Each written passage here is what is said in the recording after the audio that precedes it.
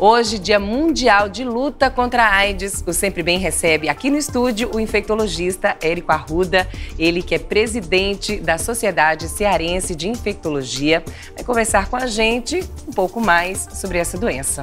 Tudo bom, doutor Érico? Quanto tempo, né? Tudo bem, prazer estar aqui de novo.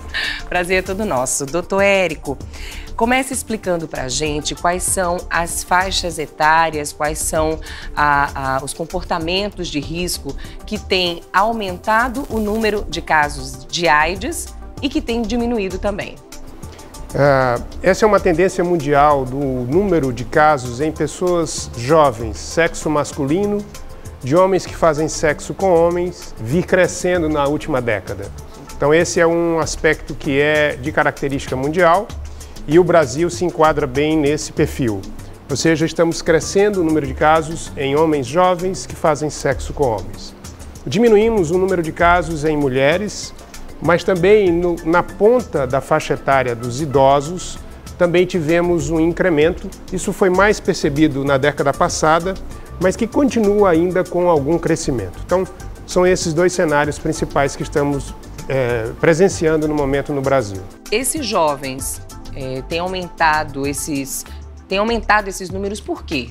Essa população cresceu num outro momento, sim, em que a AIDS já tinha um tratamento, já tinha um teste diagnóstico, onde a gente já podia falar para as pessoas que ter a infecção pelo HIV não significava a sentença de morte, que elas tinham uma perspectiva de vida com o tratamento.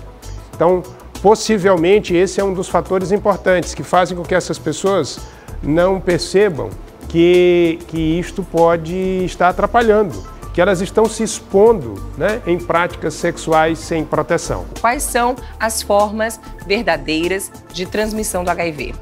Então, o vírus HIV se transmite como causa principal de novos casos no mundo inteiro através de relação sexual. Agora, excepcionalmente, o que pode ocorrer? Uma mãe que vai dar à luz a uma criança, uma mulher que está infectada com o vírus, ela pode transmitir para o seu filho. E além disso, pessoas que compartilham seringas, né, agulhas. No caso, transmissão de AIDS por seringa, por agulha... É muito pouco. Mas é possível. É possível só se a pessoa compartilha seringas e agulhas em uso de drogas intravenosas dentro de um grupo de pessoas. No mesmo momento. No mesmo momento. Ou mesmo reutilizando, depois de algum tempo, uma agulha ou uma seringa que não foi convenientemente lavada, desinfectada. É possível pegar AIDS pelo beijo? Não.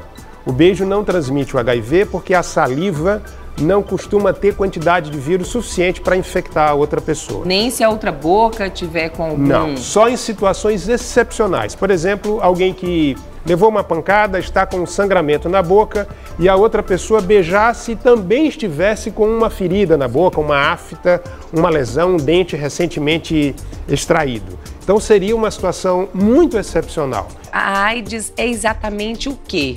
Como é que se manifesta essa doença? A infecção pelo vírus causa no organismo um enfraquecimento do seu sistema imune.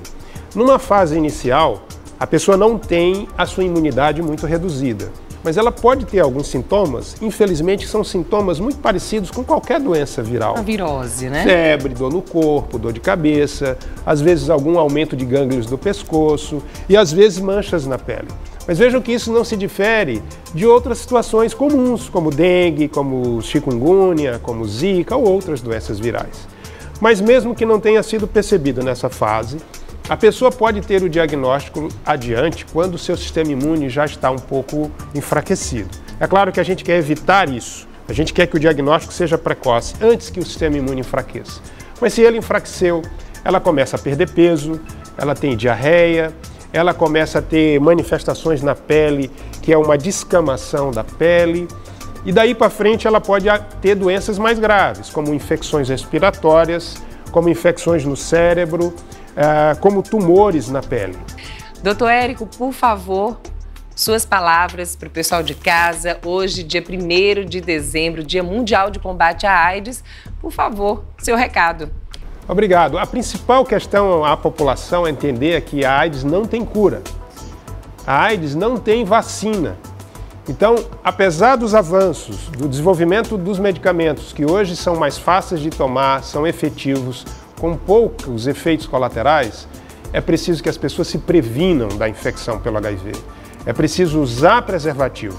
E aqueles que não conseguem usar preservativo na maioria das suas relações, podem buscar essa nova estratégia que é o uso da profilaxia pré-exposição. Mas lembrem, não tem cura, não tem vacina, e a melhor das atitudes é evitar pegar a doença, que ainda é uma doença grave, que tem muitos estigmas envolvidos. Então, se previnam nas relações sexuais. Doutor Érico, muito obrigada pelas suas explicações. Estava com saudade aqui, porque isso não é um bate-papo, isso é uma verdadeira aula. Obrigada, viu? Eu é que agradeço, sempre à disposição. E a gente faz uma rápida paradinha agora para os nossos comerciais, mas já já eu volto com a novidade que eu garanto que vocês vão adorar. Não pisca para não perder, hein?